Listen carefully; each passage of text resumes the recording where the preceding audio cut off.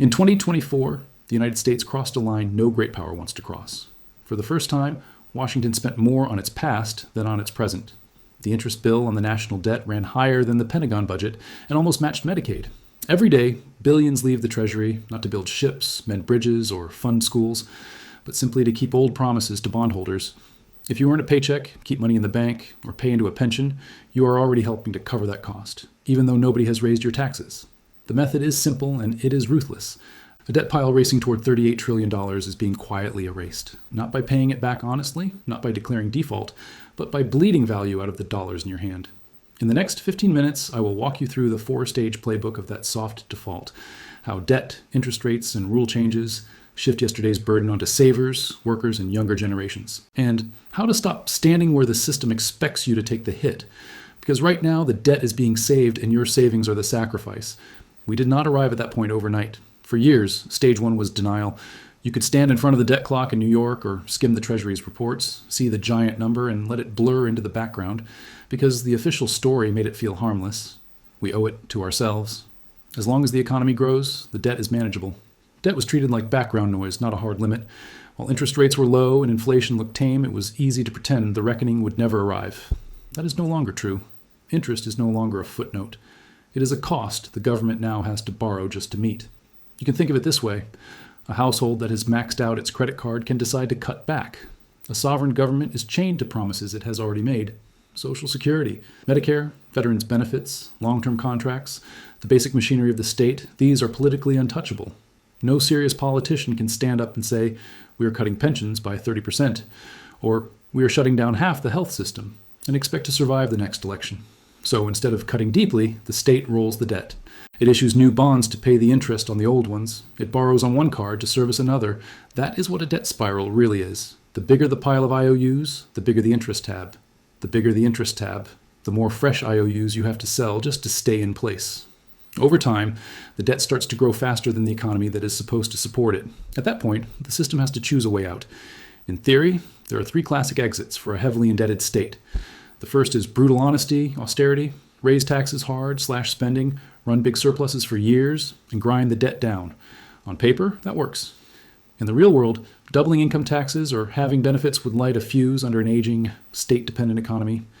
It is a self-inflicted depression, so it is almost never chosen. The second exit is explicit default. A government can simply announce that it will not honor all of its promises. Some bondholders get nothing, others are paid back, on new terms. Countries like Argentina and Russia have done this, but the United States is not just another borrower. It issues the world's reserve currency. Global trade, bank balance sheets, and pension funds rest on the assumption that its debt is risk-free. A direct U.S. default would be a controlled demolition of the global financial system. Credit markets would freeze, payment systems could fail, and no serious policymaker wants that on their nameplate. Which leaves the third path, the one overextended empires have quietly favored before, the quiet default. You do not refuse to pay. You pay every bond, you honor every coupon, but you do it in money that is worth less than the money you borrowed. Inflation becomes the eraser. Debt myth number 1. We owe it to ourselves. It sounds comforting, but it blurs who ourselves actually are. If you do not own a house, stocks, or any serious assets, and most of what you have is cash and wages, you are not on the same side of this trade as the institutions that hold trillions in government bonds. A soft default does not land evenly on all of us. It hits hardest people who live in cash and promises, not in assets. That is where stage 2 begins, the squeeze, when the interest bill explodes and the debt starts to dictate policy. Think about what that means in numbers. Suppose the government owes $30 trillion. If prices rise 5% a year, the real burden of that debt drops about 5% too. That is roughly $1.5 trillion of purchasing power wiped out in a single year, with no vote in Congress, no new tax law, and no official default. On paper, every bondholder still gets the dollars they were promised. In practice, those dollars buy a smaller house, a cheaper car, fewer groceries. Economists have a polite name for this: financial repression, a mix of policies that keeps interest rates below inflation so the debt melts away at the expense of savers. Now bring it down to one person. It is 2010, you are 35, a middle-class school teacher doing everything right. You save 10% of your pay every month into a retirement plan stuffed with safe bonds. On the other side of that trade sits a large public pension fund that is required by its own rules to hold those bonds in bulk. Neither of you is gambling. Both of you become fuel for the soft default. This is the path U.S. policy has drifted toward not with one big announcement, but through many quiet choices. For about 40 years after the early 1980s, central banks could still play the hero. The Federal Reserve could push interest rates sharply higher to crush inflation, even if it risked a recession. Price stability came first. Once the debt pile became enormous, that freedom shrank. You can see the trap with a simple thought experiment. Take a federal debt close to $38 trillion. Now imagine interest rates at 10%, as they briefly were in the early 1980s. 10% on that pile is about $3.8 trillion a year, close to the entire yearly tax take of the federal government. At that level, interest alone eats the state. Now step into the shoes of a Treasury or central bank official staring at that spreadsheet. You can see that raising rates high enough, for long enough, to truly crush inflation would also push the interest bill up toward total tax revenue. You also know that saying this out loud could trigger panic in markets, so you drift toward the only politically survivable choice: tolerate more inflation than you admit, and hope the erosion is slow enough that most people do not rebel. This is what analysts call fiscal dominance. The needs of the Treasury, keeping debt service bearable, start to drive central bank decisions. On paper, the Fed is still independent. In reality, it is boxed in. So the system slides into a new, normal, moderate, but persistent inflation. Interest rates that feel high to borrowers, but still lag the true rise in living costs, and negative real yields that stop being a brief anomaly and become a feature. That hidden gap between what your savings earn and what your life costs is a tax no one votes on. It is the core of stage 2, the squeeze. If that still feels abstract, look at how this worked the last time the debt was huge. At the end of World War II, U.S. federal debt was about 119% of GDP. The government did not clear that with giant surpluses or a dramatic default. Instead, for years it held interest rates around 2 or 3%, while inflation ran hotter. Bondholders kept clipping their coupons, but once you adjusted for rising prices, they were losing ground almost every year. By the mid-1950s, the debt-to-GDP ratio had dropped sharply, not because the face value of the debt shrank, but because its real weight was dissolved inside a growing, mildly inflationary economy. Other empires have used the same pattern. In ancient Rome, emperors under fiscal strain quietly cut the silver content of coins. The denarius kept the same stamp, but each piece of money held less metal. Prices drifted up, soldiers and citizens were paid in diluted currency, and the empire bought time at the cost of trust. In post-war Britain, the state leaned on capital controls, low rates, and a weakening pound to work through heavy war debts. Sterling stayed an official reserve currency, but foreign and domestic holders watched their purchasing power drain away while savings were steered into government paper. The details differ, but the logic is the same. Rate caps, inflation, and rules that trap savings together act like a slow-motion write-down of the debt. Many critics think we are sliding back into a similar setup today, only with more polished tools, and 3 of them matter directly for you. Stage 3 is the trick. This is the phase where the system uses regulations, statistics, and central bank balance sheets to move the burden of the debt onto people who cannot easily see it. The first tool is the captive buyer. In a simple free market, a government that borrows heavily would have to offer higher interest to tempt investors. In reality, the modern system is threaded with rules that treat U.S. treasuries as the safest and most liquid assets. Banks, insurers, and pension funds are required to hold large quantities of them to satisfy those rules. It does not matter if those bonds are likely to lag inflation in real terms. On the regulatory scorecard, they are still marked as safe. So your pension fund, your insurance company, and your bank show up as automatic buyers at treasury auctions, not always because treasuries are the best investment, but because the rulebook leaves them little choice. That manufactured demand keeps yields lower than they would be in a truly free market, which keeps the government's interest bill under control at the cost of your future returns. On the surface, it looks conservative and responsible. In practice, it means that a large slice of the money you and your employer set aside for the future is parked in assets that have been quietly designed to earn less than the rise in your cost of living. The second tool is the broken compass of official inflation. Benefits like Social Security and inflation-linked bonds are tied to one number, the Consumer Price Index. If CPI says prices are up 2%, payments rise 2%. If it says 10, they rise 10. That gives the state a strong reason to keep that number as low as it plausibly can. Over the last few decades, the way CPI is built has been tweaked again and again. Statisticians use substitution, assuming that when steak gets too expensive, people switch to cheaper meat, so the index follows the cheaper option. They use hedonic adjustments, arguing that if a new car costs more but has better safety and tech, part of the extra price is quality, not inflation. On paper, these are standard methods, and many economists defend them. Critics point out that they often understate how much it actually costs to stand still. if your real living costs rise faster than the official index, then wages, pensions, and inflation. Protected bonds all lag behind that reality. The government's promises shrink in real terms while people feel a slow, quiet squeeze. The compass still points north. It just tells you the journey is shorter than it really is.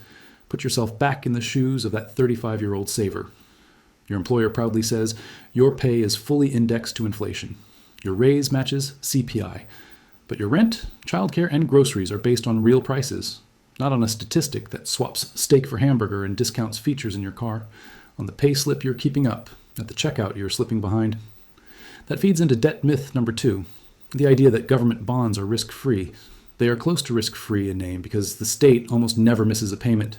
But when yields sit below true inflation for years, they are not safe in what really matters, purchasing power. They become a slow, guaranteed transfer of wealth from whoever holds them to whoever issued them. The third tool is the central bank as buyer of last resort. When private investors and foreign governments grow less eager to buy new debt, someone still has to take the other side of the trade. More and more, that someone is the Federal Reserve. Through programs often labeled quantitative easing, the Fed creates new money and uses it to buy large amounts of government bonds and other assets. That pushes down yields, props up asset prices, and makes it cheaper for the Treasury to borrow. On the surface, this looks like good news. Stock markets rise, house prices climb, portfolios swell. Underneath, something more basic is happening. New money flows into the financial system first and bids up the price of assets before ordinary wages have a chance to catch up. By the time the average worker feels any benefit, rents, house prices, and everyday bills have already moved. This pattern was described long ago by an economist named Richard Cantillon, and now bears his name. Those closest to the source of new money, banks, big corporations, wealthy investors, gain first and most. People on salaries or fixed incomes meet the inflation later with little of the upside. In recent years, that has produced a stark split. The slice of the population with serious assets has seen its net worth soar, while the broad middle, living on paychecks and modest savings, has watched costs rise faster than pay. In effect, the slow write-down of the national debt has been financed by a slow write-down of the middle class's spending power. Layer generational lines on top of that, and the pattern sharpens. Older people who already own homes and stock portfolios tend to benefit from rising asset prices and cost of living adjustments. A retiree in their mid-60s can watch their house appreciate on paper while their pension at least partially tracks CPI. A 25-year-old trying to buy a first home sees those same prices racing away from them. Wages lag, deposits are hard to build, student debt hangs over them, and catching up feels like sprinting after a train that has already left the station. The soft default is not random. It tends to shield those already sitting on the asset pile and pushes the bill toward those still trying to climb onto it. All of this blows up a cornerstone of traditional personal finance, the idea that there is such a thing as a risk-free asset. For about 40 years, the default script was simple. Work hard, save around 10% of what you earn, keep some cash, buy government bonds, follow a 60-40 mix of stocks and bonds, and let compound interest take care of the future. That made sense in a world where inflation was low and stable and where the interest on safe bonds usually sat above the rise in prices. In a world of fiscal dominance and chronically negative real returns, that same script turns into a trap. If your savings account pays 4% while your real cost of living is climbing closer to 8%, you're not being cautious, you're locking in a real pay cut for your future self, even as the number on the statement grows. If you tie up your money in long-term government bonds at yields below inflation, you are signing up in advance for a slow loss of purchasing power. At 5% inflation, your buying power halves in about 14 years. Year by year, it just feels like a slightly tighter month, a little less left over. Over a decade, the compounding damage is severe. The balance goes up. What it can buy quietly shrinks. Why does this work politically? In part because of money illusion. Most people look at the size of their paycheck or their bank balance, not at what those figures can actually buy.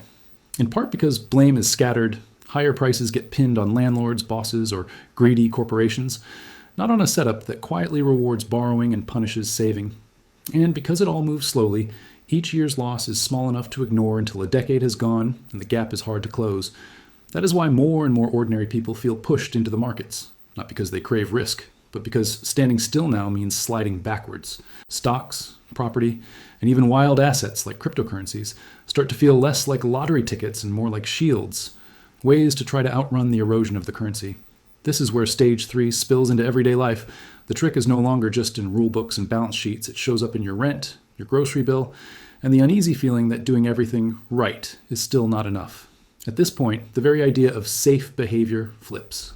For decades, three habits were praised as conservative and sensible: hoarding cash in the bank, loading up on government bonds because they never default, and trusting that target date retirement funds would quietly look after you. In a soft default regime, each of those can become a snare. Cash that lags real inflation year after year is not a store of value. It is a slow donation. Long bonds that pay less than the rise in your cost of living are not protection. They are a pre-agreed haircut on your future. Retirement products that cling to government debt without looking at real returns may keep the headline balance intact, while letting purchasing power leak away. So what can you do without turning this into trading advice? You change how you define safety. First, think in purchasing power, not in dollars. When you see a return, ask yourself, what does this actually buy me compared with last year? Second, whenever you hear about stimulus, rescue packages, or new liquidity, ask, who gets the new money first? If the answer is banks, big corporations, and asset markets, you already know who will be ahead when prices settle. Third, treat any guaranteed return that clearly sits below inflation as what it really is, a guaranteed real loss, not a safe harbor. These are not investment tips. They are mental rules for surviving in a world where safety has been quietly redefined. The government has not turned the country into a casino on purpose, but the mix of policies has created a world where refusing to play is no longer a neutral choice. There is one more tool that could lock this in even tighter: central bank digital currency. Right now, paper cash still acts as an escape valve. If interest on deposits ever went deeply negative, savers can, in theory, pull money out and sit on physical notes. Cash in a drawer cannot be charged a penalty rate. A fully digital national currency would change that. Central banks around the world are exploring or testing their own digital money. China's digital yuan is one of the furthest along. In those designs, every unit of currency sits on a central ledger, and every payment can, in principle, be traced. With that in place, it becomes technically easy to impose targeted negative rates, expiry dates on balances, or rules on how and where money can be spent. A government could push stimulus by making certain funds evaporate if they are not used in time, or punish saving in ways that are impossible with anonymous cash. Supporters say this would make policy more precise. Critics worry it would hand the state an unusually powerful lever over private financial behavior, and a new way to manage a long-term debt problem by nudging people away from saving and toward constant spending. Whether or not a full-scale digital dollar appears, the direction is clear: fewer exits, more tools to keep money circulating, and the debt load bearable. That is stage 4, the lock-in, when the quiet default is not just about interest rates and inflation anymore, but about closing every door that would let you step outside the system. So far, this might sound like a story about Washington and Wall Street, but the quiet write-down of U.S. debt runs far beyond U.S. borders. When the Federal Reserve holds rates too low and soaks up treasuries with newly created money, it is not only American savers who pay. Foreign central banks that hold dollar reserves watch the real value of those reserves drain away over time. Exporting countries that park their surpluses in U.S. assets are effectively lending to America at low or negative real returns. Emerging markets that borrow in dollars are squeezed twice. Easy policy sends them inflation, tight policy pulls capital out, and strains their finances. In that sense, the soft default is also a global wealth transfer, shifting value from foreign users of the dollar back toward its issuer. That is one reason more governments quietly look for ways to reduce their exposure to the dollar system. Not because they expect a loud, formal default, but because the real return on holding U.S. debt has already been pushed down. Put this together, and the outline is blunt. The United States is very unlikely to stand up and announce that it cannot pay. It does not have to. A more realistic path is to let prices rise a bit faster than safe yields, keep savings corralled in low real return assets, and send new money into markets before it reaches wages. The headline debt, now around $38 trillion, is highly unlikely to be repaid in today's buying power. It will be settled in thinner dollars. From here, if nothing major changes, the future does not narrow to one clean outcome, it branches. One branch is managed repression, a world of modest but persistent inflation, interest rates that never quite catch up, and a slow, almost boring erosion of both debt and savings over many years. Another branch is the accident, a snap in the bond market, a banking panic, or a sudden loss of confidence that forces a chaotic reset, not because anyone set out to cause a crash, but because a stretched system finally fails at a weak point. A third branch is control first, a faster move toward tighter capital rules, denser financial surveillance, and fully digital payment rails that let the state steer behavior and raise revenue more directly instead of relying only on inflation. All three versions share one fixed feature. The weight of yesterday's promises is not lifted by honest repayment. It is pushed, slowly or suddenly, onto the people who trusted the money and the rules. In that landscape, the relative winners are those who hold scarce, productive or hard to create assets, real businesses, solid property, things like gold and other forms of wealth that cannot be summoned with a keystroke. The losers are those who trust that a bank balance and a stack of government IOUs will, on their own, preserve their standard of living. The old American story said you could work, save, and climb. In a system built on quiet debt erosion, the rules are different. The challenge is not just to earn, it is to stop your savings from fading while the liabilities of the past are being dissolved. We have been talking about how inflation, regulation, and monetary engineering shift wealth out of savers' pockets. But history also shows that when a state is truly cornered, it sometimes drops the subtlety. It stops diluting. It starts seizing. Thank you for watching. And please subscribe and like the video. Nothing in this documentary is financial advice. Always do your own research and consult a licensed professional before making financial decisions.